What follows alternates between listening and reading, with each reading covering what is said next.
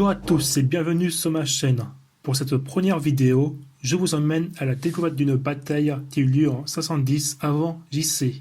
Cette bataille opposa les Sybarites aux Crotoniates. Au 6e siècle avant JC, Sybaris est une ville prospère de Calabre actuelle.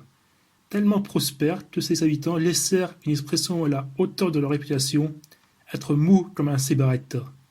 Adorateurs de la mollesse et du plaisir de la nourriture, les Sybarites n'en étaient pas moins de fins guerriers et commerçants grâce aux liens avec la cité d'Asie mineure, Milet. Crotone, quant à elle, est célèbre grâce à deux personnages de la ville, Pythagore et Milo de Crotone. Le premier est le fameux tortionnaire de collégiens, avec son théorème, et le second est un colosse digne d'affronter Hercule. Célèbre lutteur à la liste de victoires longue comme ses bras, 6 ou 7 fois vainqueur des Jeux olympiques en lutte selon les sources, Milon de Crotone était un homme doué d'une force extraordinaire. Il aurait couru la longueur d'un stade un matin avec un taureau de 3 ou 4 ans sur ses épaules avant de l'assommer, avec un coup de poing et de le manger. L'affrontement entre les deux cités eut pour commencement le refus de Crotone de renvoyer des oligarques sybarites bannis à Sybaris. Crotone prit alors la tête d'une ligue de cités locales et affronta Sybaris sur les bords de la Charente.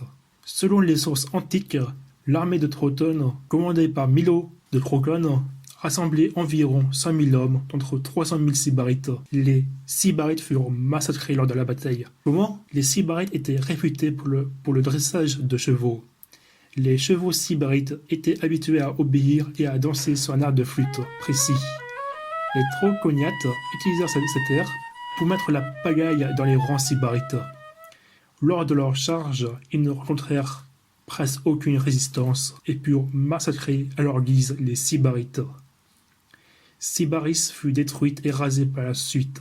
Le fleuve Cratis vit son cours détourné par les Crotoniates pour ensevelir les ruines de Sybaris. Les rescapés Sybarites trouvèrent refuge dans les villes proches qu'ils avaient fondées pour affermir leur contrôle sur la région. C'est ainsi que finit une ville prospère et opulente du sud de l'Italie. Milon de Crotone eut une mort à la hauteur de sa vie selon la légende.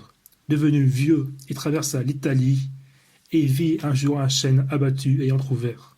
Voulant tester si sa force d'antan était toujours là, il tenta de fendre le chêne, mais réussit seulement à bloquer ses doigts dans l'arbre. Et malgré tous ses efforts, il ne put les retirer. Il finit dévoré par la suite par les loups. Une autre version suggère qu'il a péri dans l'incendie de sa maison par un parti rival au sien lors d'une guerre civile à Crotone.